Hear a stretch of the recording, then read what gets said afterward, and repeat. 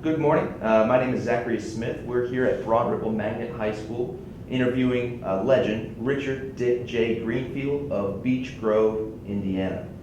Richard here is a Navy corpsman who served in World War II and Korea, and he is here to talk about his life experiences with us today.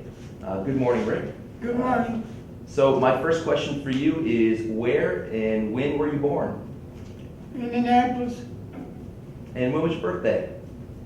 4/26/27. In 1927 you were born? So you were born in the height, or right there, of the Great Depression, is that right? Do you remember what that was like growing up in the Great Depression? Do what? Do you remember what it was like growing up in the Great Depression? No. No?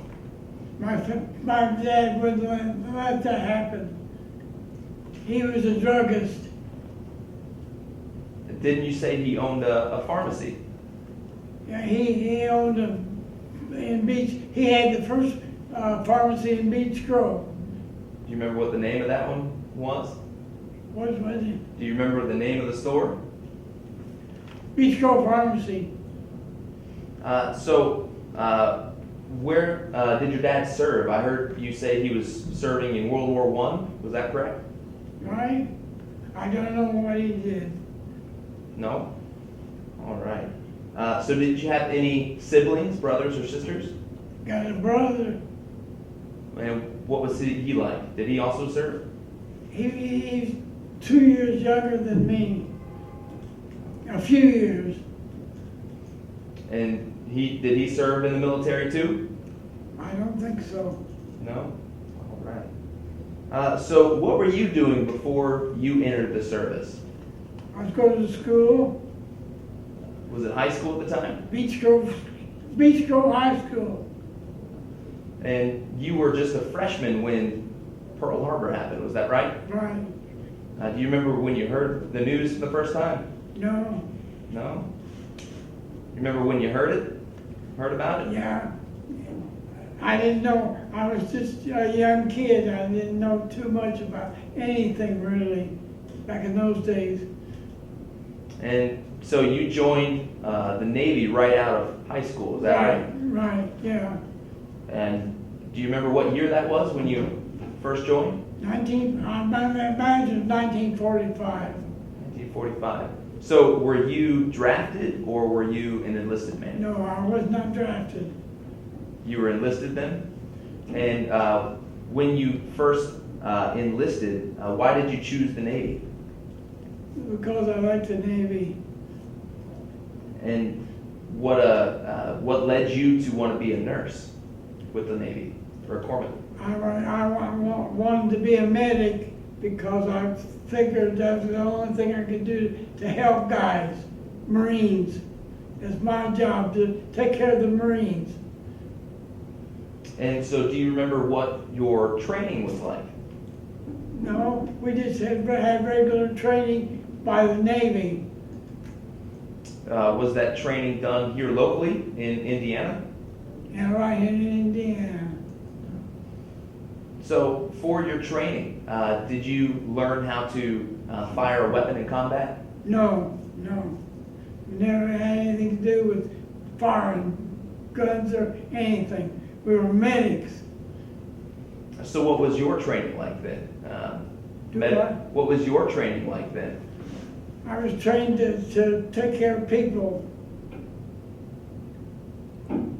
So are there any instructors from your training that you remember?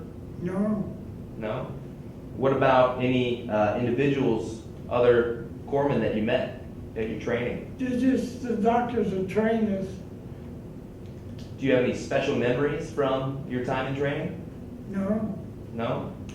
All right. So that being said, how did you adapt to military life? Was it difficult for you?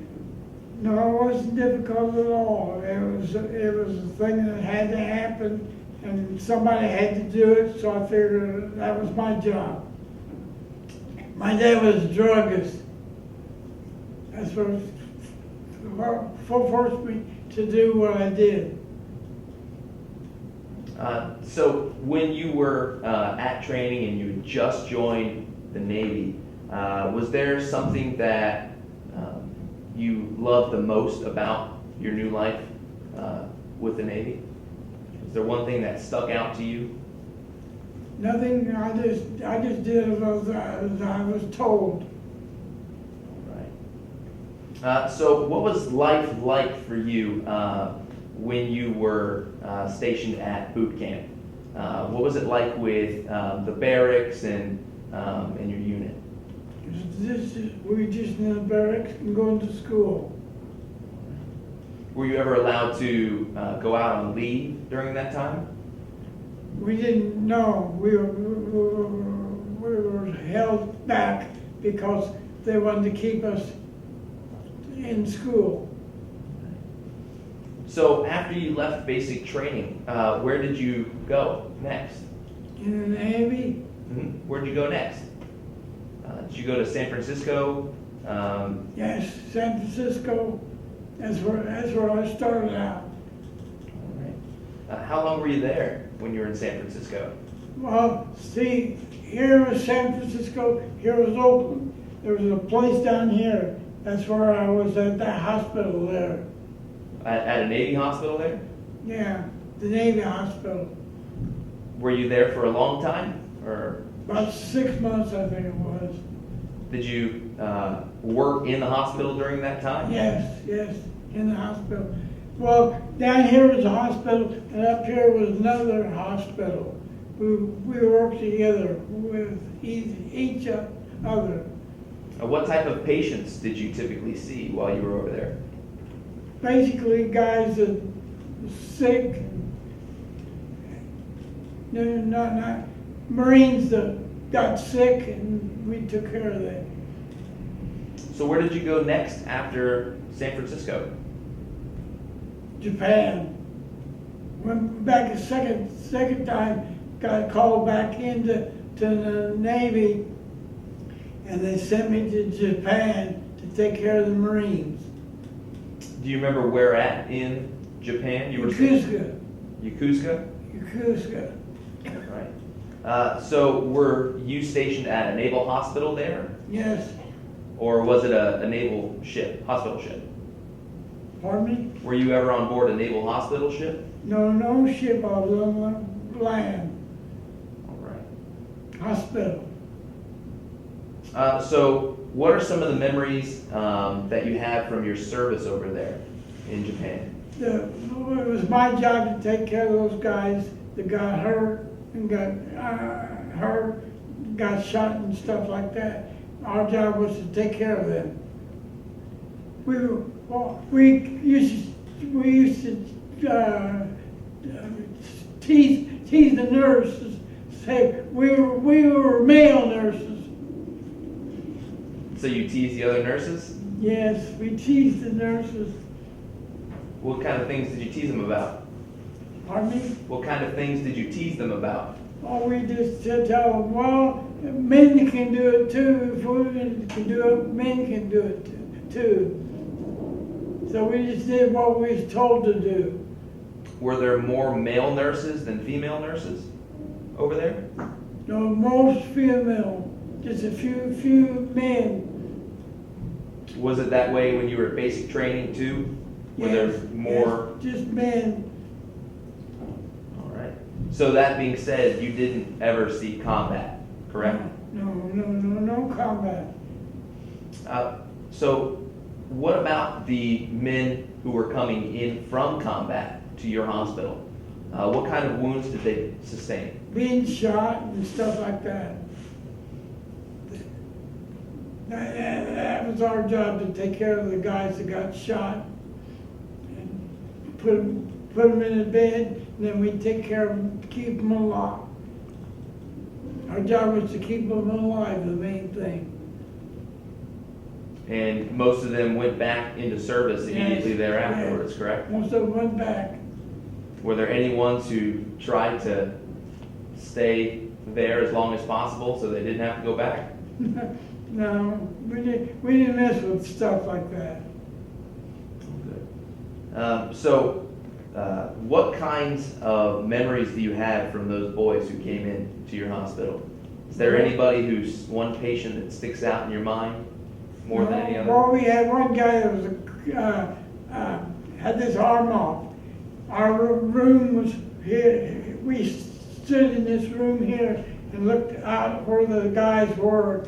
And the first bed was this guy had an arm off, and we tease him and play around with him, and he get the girls to come over to him, and he get close to him. He grabbed him like that with that arm, and did pull him down. And of course, they were going like that, but then you know it was just playing around. So, how was morale in the hospital, being surrounded by? It was good. Morale was good in the hospital because we were there to take care of them. And so, for you guys, were you the first stop for a wounded soldier? Do what? Were you guys the first stop for a wounded soldier? Yeah. Or were there other field hospitals that they went to before getting Yeah, to but you guys? our hospital was what took care of the guys that got shot and stuff, like the Marines. That was our job, to take care of the Marines. See, the Marines didn't have a medical department. And that was all the Navy, right? It was all Navy. So how was the relationship between the Navy Fine. and the Marine Corps at the Fine. time? They liked us. And you guys liked them? Yeah, we never had any trouble with them. So, speaking of which, how did you stay in touch with your family while you were overseas? Well, I wasn't married then the first time, but the second time I was married when I had to go to Japan. And so how'd you stay in touch with those guys? How'd you stay in touch with your wife? Well, my wife was back here and I was over in Japan. Did you ever call her? Oh yeah, well, I talked to her quite a few times. And what about writing? Did you ever write her letters? She just sat there and bawled. She was crying? She cried. She missed me. Well, I'm sure that reunion was fun. Yeah, she was a wonderful wife. She still is my wife. How long have you guys been married? 70 years. 70 years. Yes. And I understand you're getting ready to celebrate your 71st anniversary, is that correct? Not yet. Not 71 yet. Just 70. Just 70. Congratulations for that. I'm sure she thanks you as much as we do for your service. She was the perfect wife. I hate to say that, but she was the perfect wife. She still is. How did you guys meet? Her girlfriend, she was with her, and I knew her, and I saw her, and I was at a basketball game in Beech Grove, and she and this girl came there, and I looked at her and I thought, boy, she's nice. I really liked her, so I started dating her. So when you were overseas for the first time, did you stay in constant communication with her? Yes, I stayed in communication with as much as I could. See, being a corpsman, I was allowed to do anything. You're allowed to do anything? Pardon? You were allowed to do anything? Just about anything. So were you allowed to leave the hospital and explore Japan a little bit? Yeah, we took off and went down in Japan and walked around on the weekends only. Just the weekends. Just the weekends only? Yeah, because that was the safest time. Did you have a guard with you? Have a car? A guard? Somebody to No, protect you? no guards. No guards. Didn't need them. So what was the attitude towards the Japanese people while you were there? We didn't pay attention to them. No? No, we didn't do anything to make it matter or nothing like that, because it was, you know, us. Not we were working against the Japanese people. So what was the city like while you were there? Was it somewhat damaged from the warfare? No, it wasn't bad at all.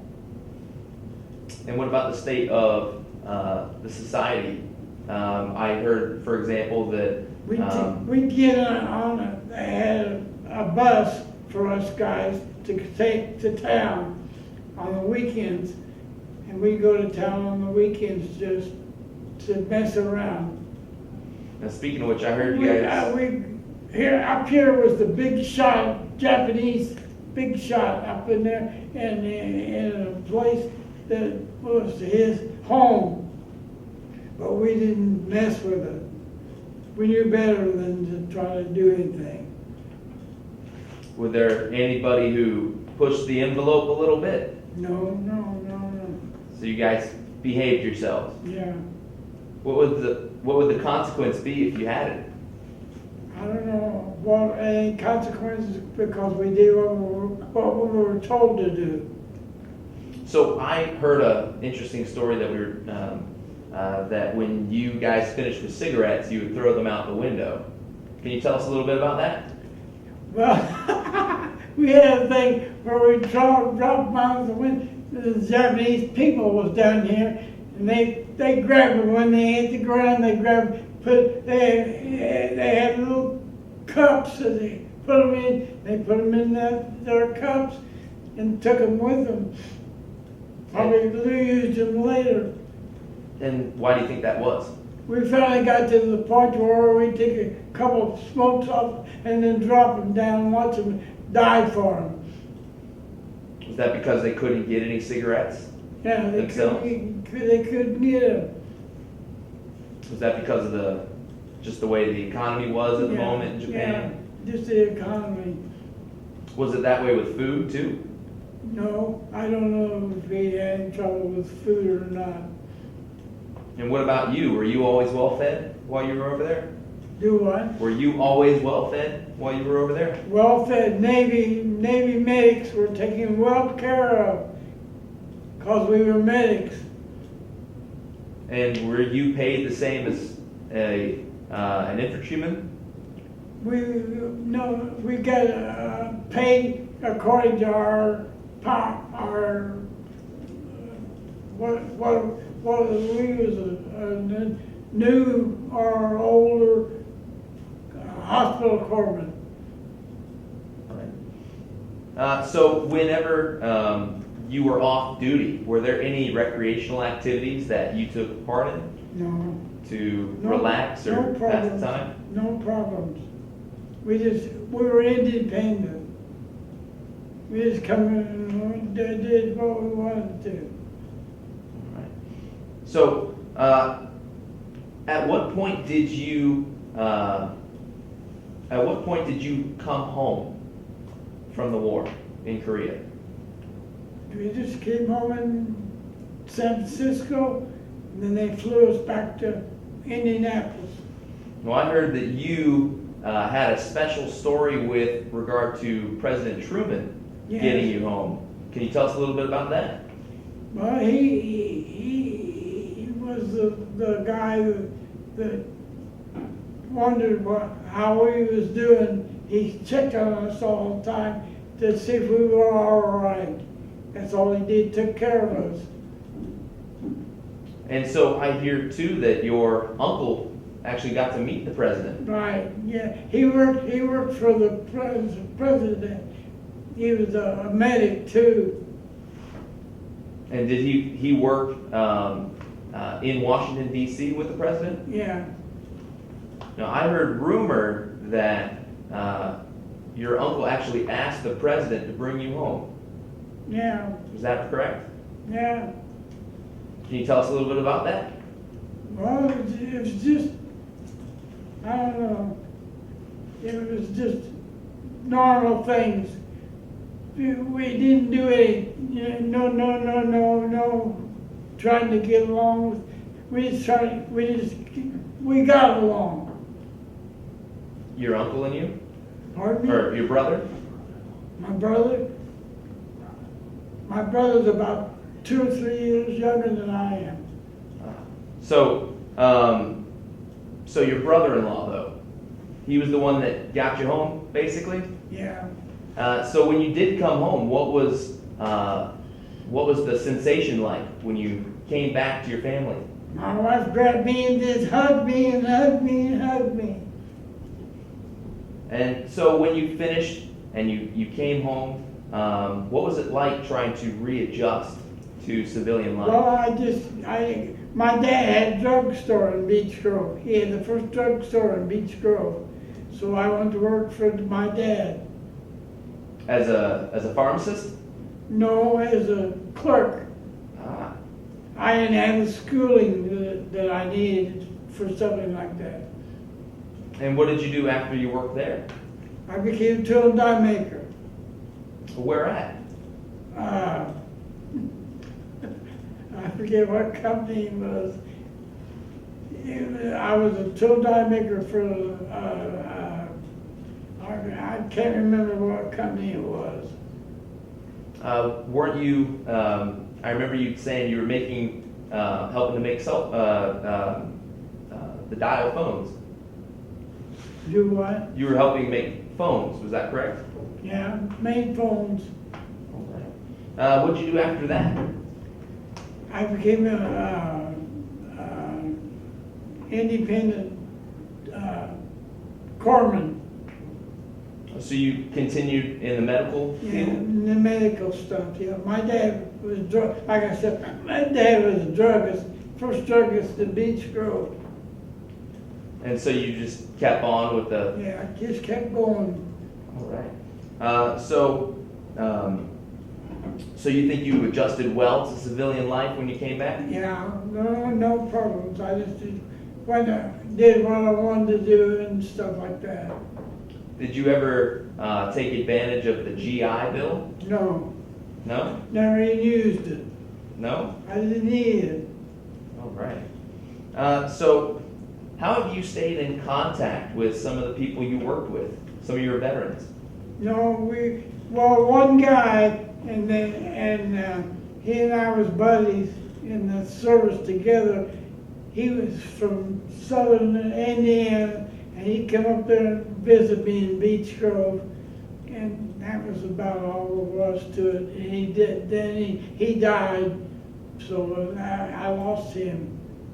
He was also a corpsman with you? Yeah, he was a corpsman too. Did he serve in Japan with you? Yeah. Did you guys go through training together too?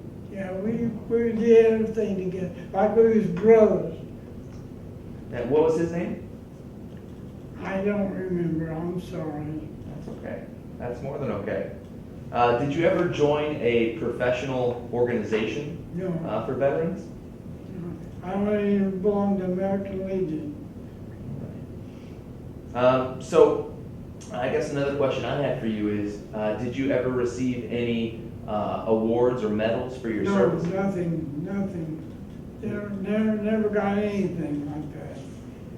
And what about some of the people that you helped patch up? Some of the people that you helped patch up at the hospital.